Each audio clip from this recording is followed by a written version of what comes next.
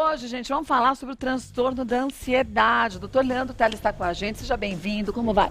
Tudo bom? Tudo ótimo. É verdade que esse é um transtorno que afeta muitas pessoas no dia de hoje? Muita gente. A gente tem praticamente uma epidemia, né? Se a gente pegar todos os transtornos de ansiedade, todos os tipos, porque tem várias formas, né? A gente vai ver que em torno de 15 a 20% da população vai ter ansiedade em níveis patológicos. Agora, ansiedade no dia a dia, todo mundo tem. Ansiedade é sinal de saúde. Você tem ansiedade em momentos específicos, com alvo, né? Então você fica ansioso quando você está com algum risco, diante de uma entrevista de emprego, perto de um vestibular, antes de uma montanha russa. Você sente o coração acelerar, frio na barriga. Só que aquilo tem um alvo, tem uma proporção. Agora, de 15 a 20%, a ansiedade assume um tamanho patológico. Ela dura demais, é intensa demais e passa não a proteger a pessoa, mas a prejudicar a vida. Tem vários tipos de transtornos. Muitos o pessoal conhece. Transtorno do pânico, transtorno obsessivo compulsivo, compulsões, de um modo geral, síndrome do estresse pós-traumático, onde a pessoa passa por uma violência.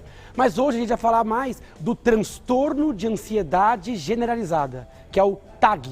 Essa sigla TAG, transtorno de ansiedade generalizada, é um tipo muito comum de ansiedade que a gente vai abordar hoje. Aí vamos saber, gente, já o doutor Leandro já vai mostrar nos nossos mitos e verdades alguns sintomas, para você prestar atenção, se você se enquadra, já manda suas perguntas. Perfeito. Percebeu alguns sintomas, fala assim, ixi, isso acontece comigo. Porque isso manda é tão comum dúvidas, que ou a pessoa sente ou certamente ela conhece alguém que tem esse transtorno. E tem que buscar tratamento. Tem que buscar tratamento o quanto antes. Vamos ver um primeiro mito e verdade, ó. Os sintomas têm duração superior a 6 meses. No TAG, transtorno de ansiedade generalizada, a pessoa é como se ela tivesse sempre um pouco ansiosa, ou quase sempre. É aquela pessoa que já é mais tensa, apreensiva, que sofre por antecipação. Ela pode não ter aquelas crises exuberantes, como no pânico. Pode ser que até tenha junto. Mas o que marca o TAG é preocupação excessiva, apreensão, dificuldade de descansar a mente, sintomas de medo, receio, tem que ter controle das variáveis. E a gente sempre exige que o paciente tenha esses sintomas cronicamente. Então, é verdade, acima de 6 meses de sintoma. O sintoma, Kátia, pode ser mental, como eu falei, irritabilidade, intolerância, apreensão, sofrimento antes da hora, mas pode ser sintoma físico também. Sensação de falta de ar, tontura, como se estivesse balançando. Vertigem, né? É uma vertigem que a gente chama de vertigem fóbica. Parece que está num barco, que a cabeça está vazia. Sensação de cansaço físico e mental, porque a mente não para. Dificuldade de pegar o sono. Intestino irritável. Aquela pessoa que tem o intestino às vezes solto, às vezes preso. Ela pode ter taquicardia, pode ter gastrite, doença de pele. Então é uma doença... muita coisa. Que ela pode ter várias roupagens. Então a pessoa tem que estar atenta. Aquela pessoa que é muito tensa, não consegue relaxar, é apreensiva, não é uma situação específica. Ela é tensa em casa, ela é tensa no trabalho, ela é tensa no relacionamento afetivo, na escola. Essa pessoa pode estar com TAG. Acima de 6 meses, mais do que dia sim, dia não, mais do que a maioria dos dias, e boa parte do tempo com esses sintomas que eu referi anteriormente. Vamos ver o próximo mito e verdade? Bora. Olha, a ansiedade generalizada pode simular várias doenças. Isso é verdade. Às vezes o paciente não procura o psiquiatra, o neurologista. Às vezes ele vai procurar o gastro, ele vai procurar tá com dor de estômago, o cardiologista, parece, né? porque a pressão está alta, está com palpitação ou com dor no peito. Ele pode procurar o pneumologista, porque está com falta de ar. Aí faz exame. Nossa, mas você não tem nada, não tem asma, não tem pneumonia, não tem bronquite. Então, ela tem várias roupagens. Às vezes a pessoa procura por insônia, então ela pode simular.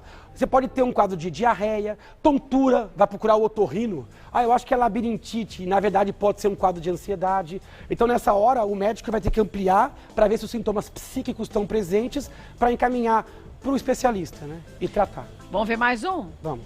Sem tratamento, o transtorno pode levar a outros problemas clínicos e psiquiátricos. Isso é verdade. Era isso que eu estava esperando.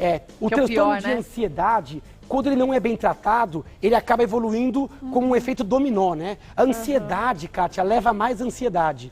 Quando você tem uma crise, por exemplo, de pânico, que é uma ansiedade avassaladora, um tsunami de ansiedade, a pessoa quando passa essa crise, ela quer tudo na vida menos ter de novo. Então ela passa a ter medo de passar mal, medo de ter medo de perder o controle.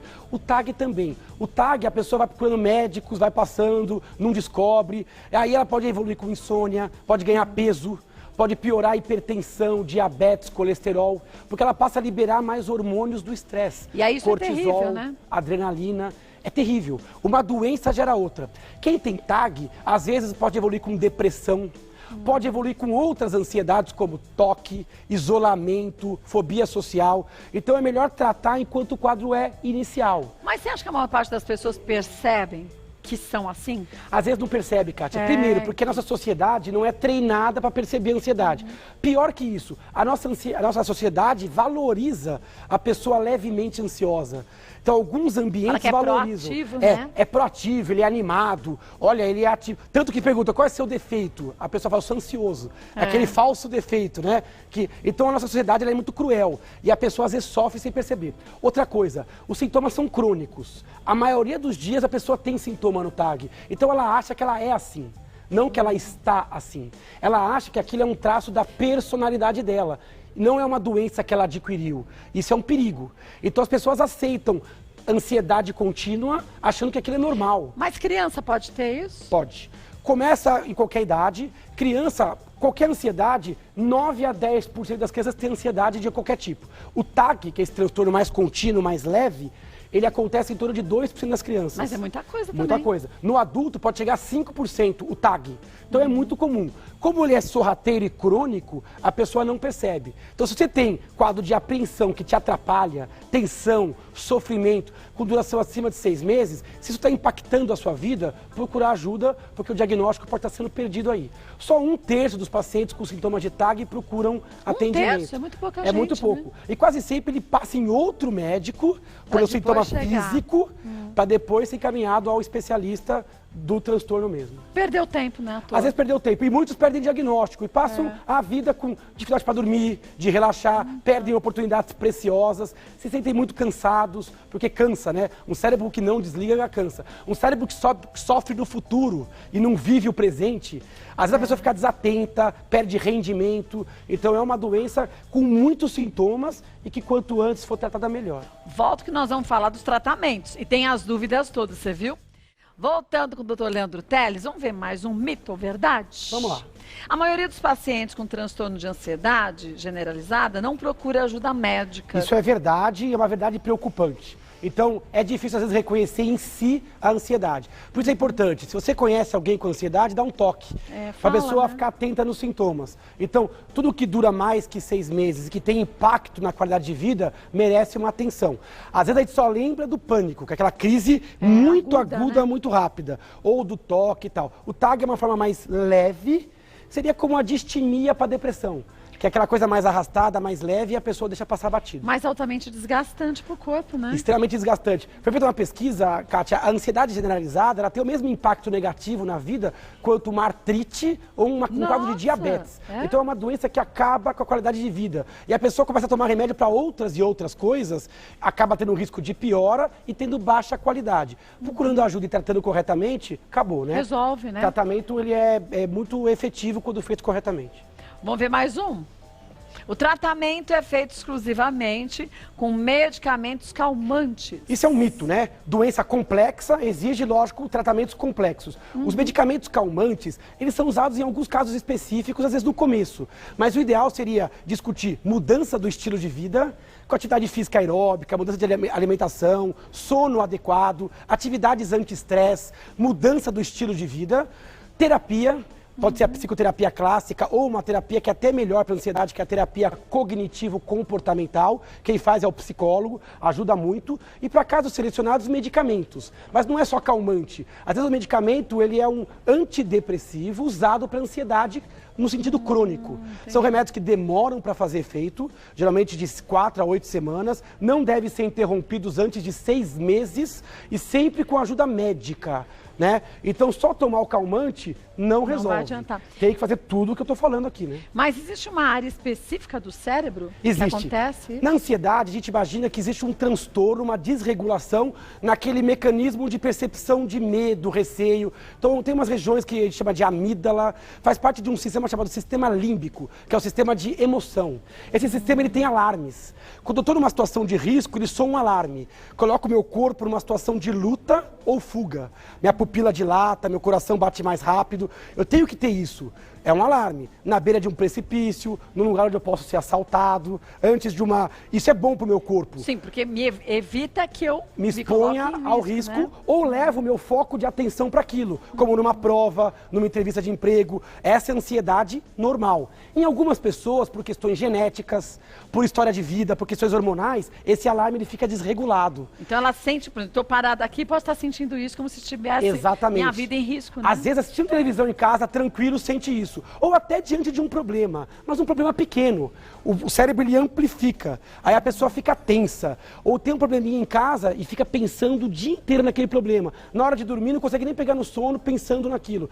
Às vezes nem é um problema, às vezes é uma coisa boa que vai acontecer. É uma festa, uma compra, uma mudança. Aquela pessoa está sempre tensa e apreensiva. O cérebro sofre com isso e o corpo sofre com esse disparo que o cérebro manda. Fica com tensão muscular, dor de cabeça e todos os outros sintomas que a gente comentou. Bom, volto que tem muitas perguntas para você responder. Voltando com o Dr. Leandro Teles, hoje estamos falando sobre o transtorno de ansiedade generalizada. Vamos ver as dúvidas que surgiram? Da Ingrid. Recebi recentemente o diagnóstico da TAG. É TAG que fala? TAG, certinho. Essa é uma sigla cada vez mais que a gente vai ouvir falar. TAG. Transtorno de ansiedade generalizada. Mas o médico me deu um antidepressivo e não entendi muito bem. Será que ele achou que eu tenho depressão também? A pergunta da Ingrid é excelente, né? Em neurologia, em psiquiatria, o remédio não serve para uma coisa só. Às vezes o remédio serve para várias coisas. É comum a gente usar antidepressivo para dor crônica, para enxaqueca e também para ansiedade. Então, o remédio ele é da classe dos antidepressivos, mas ele deve ter uma ação anti-ansiedade crônica. Parece que o médico está no caminho certo. Lembrar que não é só remédio, que ela tem que mudar hábitos e talvez associar também uma psicoterapia. E como você disse anteriormente, demora para começar a fazer efeito, extremamente importante. O efeito colateral surge no primeiro comprimido, logo no primeiro dia. Só que o terapêutico demora 2, 3 semanas. Então a gente avisa, você vai tomar o remédio, às vezes no começo a gente até dá um calmantezinho para a pessoa se sentir melhor junto. Tranquilizar. Logo que der, você arranca o calmante e depois mantém só o antidepressivo por pelo menos 6 meses. Sem preconceito. Ah, mas é um remédio que age na mente. A doença, ela está na mente. Então, o remédio tem que agir na mente. Ah, mas eu vou me viciar? Não. Na verdade é melhor tratar e tirar o remédio rapidamente do que você se viciar no álcool, nos sintomas da ansiedade ou até em calmantes. É melhor tratar corretamente. Mas não delegar ao médico o tratamento. Você tem que fazer a sua parte, que é mudar a sua alimentação, seu ritmo de vida e suas escolhas de vida. Porque a doença não nasceu do nada, né? Pois é. E aí, se vai ter que mudar os hábitos de vida, isso depende só da gente. De você. E às vezes o psicólogo também ajuda, porque ele muda o processamento mental. Mas aí você tem que querer buscar uma ajuda psicológica, Tem que querer. O primeiro passo é sempre seu. E o tratamento ele não é rápido. Demora para começar o efeito e mesmo depois que a pessoa estiver boa, ele ainda é mantido por um tempo para você não ter uma recaída precoce. Tempo esse, gente, que o médico vai determinar qual será de acordo com a necessidade de cada um. Exatamente. A medicina é como se fosse um alfaiate. Cada um tem um número, uma medida. O médico ele vai personalizar o tratamento pelo paciente, porque nenhum ansioso é igual ao outro. Cada um vai merecer um tratamento de um tipo diferente. Vamos ver mais uma? A última pergunta é da Elisa. Há alguns meses venho apresentando pensamentos negativos. Imagino acidentes, mortes, coisas ruins que podem acontecer com as pessoas que amo ou mesmo comigo. Isso está me fazendo mal. Pode ser transtorno de ansiedade ou síndrome do pânico? É interessante. Na síndrome do pânico, a pessoa ela tem uma manifestação ansiosa. Ela tem uma sensação de que ela vai morrer naquele momento ou perder o controle. O coração dispara, o ar para de vir no peito. Ela tem formigamento. Então é uma situação de ansiedade aguda. Isso ela não descreve. O que ela está descrevendo é um pensamento intrusivo negativo. Ela pode estar com um quadro meio depressivo e pode ter um componente, junto com essa depressão, um componente ansioso, onde ela tem o pensamento de que algo muito ruim vai acontecer. Ela pode estar desenvolvendo, sim, o começo de um pensamento obsessivo, né, intrusivo. Isso pode ser sim sinal de uma ansiedade. Para saber se isso é ou não ansiedade, só o médico, porque ele vai ter que ver qual é o contexto de vida que isso apareceu. Às vezes, por exemplo, Kátia, a gente tem sintomas de ansiedade quando a gente está de luto. ou quando a gente passou por um golpe. Isso, às vezes, não é bem uma ansiedade doença, é uma adaptação.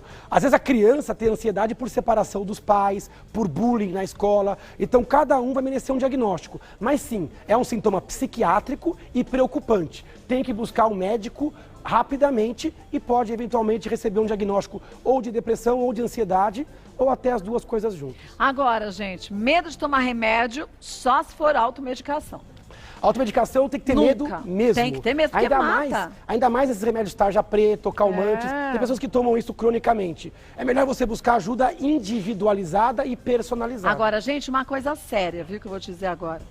Você sabe que tem gente que toma medicação indicada pelo médico, ok? Depois pega uns chazinhos que se vende em qualquer lugar facilmente e começa a tomar. Fala assim, eu ainda tô tenso, vou tomar um chazinho. E o que parece ser um chazinho bobo e inocente, se você vê quais as ervas que tem nesse chazinho e a bula do seu medicamento, você vai ver que você pode potencializar ou até destruir a ação daquele remédio, né? Essa colocação sua é perfeita. O pessoal acha que por ser natural não tem problema. Tudo bem, né? Um exemplo clássico disso é aquela erva de São João. Que às vezes a pessoa toma e, junto com remédios para depressão ou ansiedade, ela pode dar problema de fígado, efeitos colaterais. Então, tá na dúvida, consulta o seu médico novamente. Sim. Eu posso associar? Faz sentido? Pergunta, né? Pertinente? O médico, ele é um consultor. Ele tem que ser um parceiro. E aí, então, você não precisa tomar a decisão sozinho. Como você não decide com relação ao seu carro. Você tem um mecânico. Então, assim vai para o médico também. Porque o corpo da gente, a gente chuta as coisas? Cuidado com essa coisa de é natural. Até coisas naturais podem interagir e fazer mal. Se a gente analisar friamente, a cocaína não é natural? Cocaína, o princípio básico dela? O ópio, a cannabis sativa. Então, cuidado com essa questão de é natural, então é indiscriminado. Né? Converse sempre com o seu médico. Tá sentindo que você não tá bem? Vai no médico, gente. Não tem que ter medo de ir para psiquiatra, para psicólogo, para neurologista. A gente tem que ter medo de não procurar ajuda. De procurar ajuda tem que ir sempre. E o espaço que a gente abre aqui, gente, é de esclarecimento, é para te ajudar mesmo. É um tira dúvidas, mas siga a orientação do seu médico e não dê ouvidos a muita gente que fala outras coisas. Teu médico sabe o seu caso e é ele que vai te orientar sobre o melhor caminho para você ter bons resultados, né, doutor Leandro? Perfeito, Kátia. Olha, vou passar para vocês o site do doutor Leandro Teles. Deixa eu pegar o livro, ó. leandroteles.com.br, leandroteles.com.br. Lá tem muitas matérias legais de assuntos importantes para a nossa saúde, para a qualidade de vida. O livro, antes que eu me esqueça, e, gente, isso aqui é ótimo, porque são técnicas e hábitos para você, que você vai adquirir, para você afiar a mente e aperfeiçoar a memória. E bem fácil, né? É isso mesmo, a ideia foi pro nosso público mesmo, pro leigo. É um livro que está indo super bem, o pessoal está gostando bastante. Mas eles fazem livrarias, Eles fazem livrarias, compras pela internet, no próprio site a gente também tem um encaminhamento, tranquilo de a pessoa adquirir. Instagram? Instagram, Neuro Leandro Teles. E Facebook? Neurologista Leandro Teles, é uma fanpage, quem quiser acompanhar ali. Tem todas as dicas. Parabéns pelo trabalho. Obrigado. Sabe que eu sou sua fã. Obrigado. Obrigada, viu? Obrigadão. Olha, cuide-se direitinho, viu, gente? Vai no médico, segue a orientação do seu médico. Ele que estudou e continua estudando, vai estudar a vida inteira para trazer o melhor pra gente. Agora,